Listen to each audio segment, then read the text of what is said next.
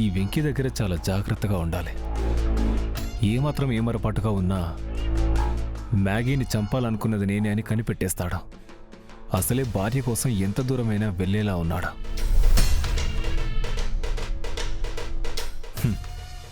లక్కీగా చేతికి కట్టుకట్టుకుని రావడం మంచిదైంది, లేదంటే ఖచ్చితంగా దొరికిపోయేవాణ్ణి. ఎప్పటికైనా ఆ మ్యాగీ చావు నా చేతిలోనే. రిషి గారు,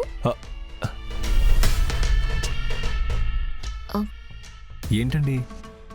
సారీ అండి. దేనికండి సారీ? మీరేం తప్పు చేశారు? మా బావ మ్యాగీ గురించి ఎవరికైనా చెప్పావా అంటే మీ పేరు చెప్పాను కదా. మీరు నన్ను సేవ్ చేసినా నేను మీ పేరు చెప్పేశాను.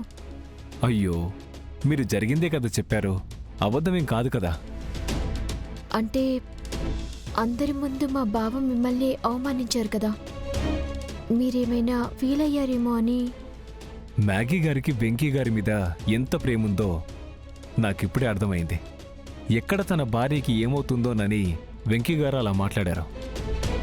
చాలా థ్యాంక్స్ అండి, నన్ను అపార్థం చేసుకోలేదు. అది సరే, నేను మిమ్మల్ని ఒక క్వశ్చన్ అడగొచ్చా? అది కొంచెం పర్సనల్. అది మీకు అభ్యంతరం లేకపోతేనే. అడగండి, చెప్తాను. అసలు వెంకీ గారు మ్యాగీ గారు ప్రేమించి పెళ్లి చేసుకున్నారు కదా, మరి వాళ్ళిద్దరి మధ్య ఈ గొడవలు ఎందుకు అవుతున్నాయి? మ్యాగీ వెంకీ బావని ఇష్టపడి పెళ్లి చేసుకోలేదు, పంతంతో చేసుకుంది.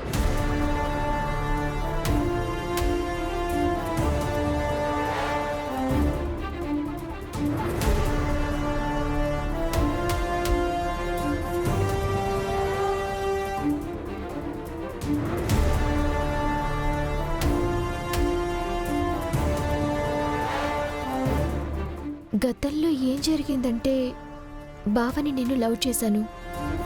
మేమిద్దరం పెళ్లి చేసుకునే పరిస్థితి కూడా వచ్చింది. ఓ, అయితే మీరు వెంకీ గారిని పెళ్లి చేసుకోవాల్సిన వాళ్ళు. అది గతం. అంటే మరి మీరు మీ బావని మర్చిపోయారా? పాస్ట్లోనే ఆగిపోతే ఫ్యూచర్ ఉండదు కదా. అయినా నా కోసం కూడా దేవుడెవరో ఒకరిని పుట్టించే ఉంటాడు. ఏదో ఒకరోజు నా లైఫ్లోకి వస్తాడు. సరేనండి, నేను వెళ్తాను.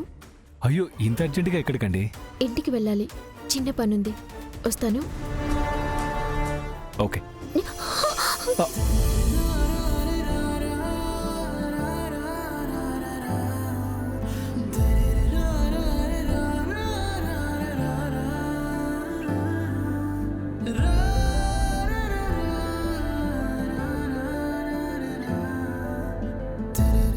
సారీ అండి, కాలు స్లిప్ అయింది. అర్థమైంది, ఇట్స్ ఓకే అండి. నేను వెళ్ళొస్తాను.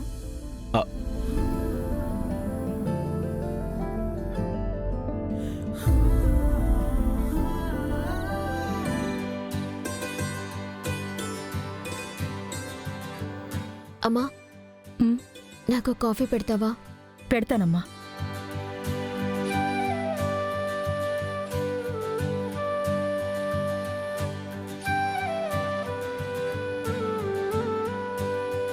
అమ్మా, ఈరోజు మిల్లులో ఏమైందో తెలుసా?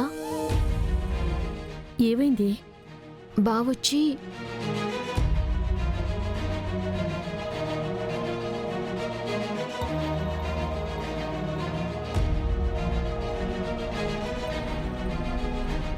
ఏం మాట్లాడుతున్నావే?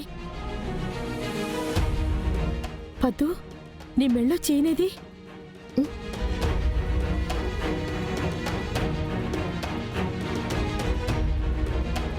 ఎక్కడో పడిపోయినట్టుందమ్మా, అది నాన్నిచ్చిన గిఫ్ట్.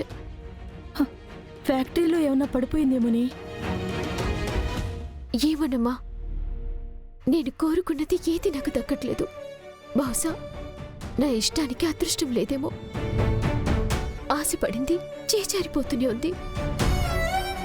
బాధపడకమ్మా, నువ్వేం కావాలని పోగొట్టుకోలేదు కదా, దొరుకుతుందిలే. ఏమోనమ్మా, ఆ చేయి నాతో ఉంటే నాన్నే నాతో ఉన్నారని ఫీల్ అయ్యేదాన్ని. ఇప్పుడు అది కూడా లేదు. పద్దు, ఊరుకోమ్మా, ఏం కాదులే.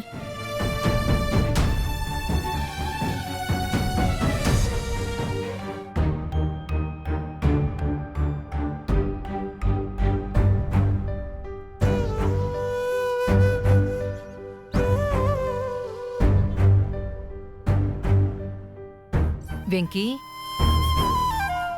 ఏం ఆలోచిస్తున్నావు నాన్నా? మ్యాగీ గురించి అమ్మా. మ్యాగీ ప్రమాదంలో ఉందని ఎంత చెప్పినా, ఎవరికి చెప్పినా, చివరికి మ్యాగీకి చెప్పినా నా మాట వినట్లేదమ్మా. అత్తయ్య మాటల్నే గుడ్డిగా నమ్ముతుంది. అఖిలాండేశ్వరికి నువ్వన్నా నేనన్నా కోపం నాన్నా. అందుకే నువ్వేం చెప్పినా తనకి చెడుగానే వినిపిస్తుంది. సాయం చేసినా ద్రోహంలాగే కనిపిస్తుంది. అవును, మ్యాగీని చంపాలని చూసిన వాళ్ళెవరో తెలిసిందా? ఇంకా లేదమ్మా, నేనదే ప్రయత్నంలో ఉన్నాను. మ్యాగీ కాస్త కోపం పొగరు ఉన్న అమ్మాయే కాని ఎవరికి ఏ హాని చెయ్యాలనుకోదు. మరి అలాంటి అమ్మాయికి శత్రువులు ఎందుకుంటారు? మ్యాగీకి లేకపోయినా అత్తయ్యకి ఊరంతా శత్రువులే కదా. ఎవరికి ఎప్పుడు ఏ హాని తలపెట్టిందో ఇప్పుడు వాళ్ళు పగ తీర్చుకోవాలని చూస్తున్నారు. ఎలాగైనా వాళ్ళని పట్టుకుని మ్యాగీని నువ్వే కాపాడాలి నాన్నా. ఒక భర్తగా అది నీ బాధ్యత. కానీ మ్యాగీ నన్ను దగ్గరికి రానివ్వట్లేదమ్మా, దూరం పెడుతుంది. మనస్పర్ధలు, అపార్థాలు మీ మధ్యన అడ్డుగోడల్లా ఏర్పడ్డాయి. అవి తొలగిపోతే తనే నిన్ను అర్థం చేసుకుంటుంది.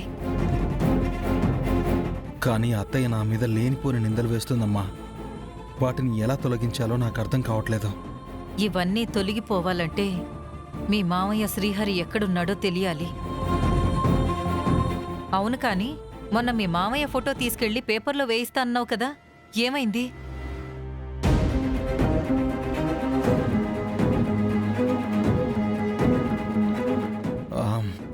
ఆ ఫోటో రైస్ మిల్లో మిస్ అయిందమ్మా. ఇంట్లో ఇంకేదైనా ఫోటో ఉందా? అదొక్కటే ఉంది నాన్న, వేరే ఏమీ లేవు. ఛ, ఇదంతా గద్దమామ చేసిన పనే.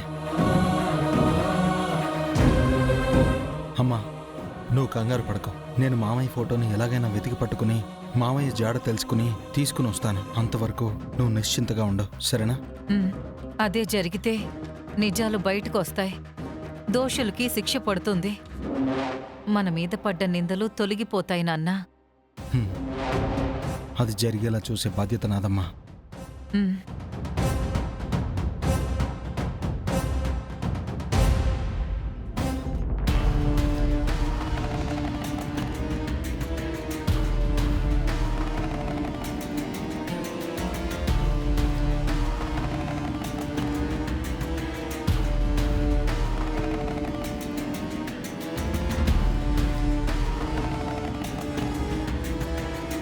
ఏంటి బాస్, గోల్డ్ చైన్ పట్టుకుని అలా చూస్తున్నారు?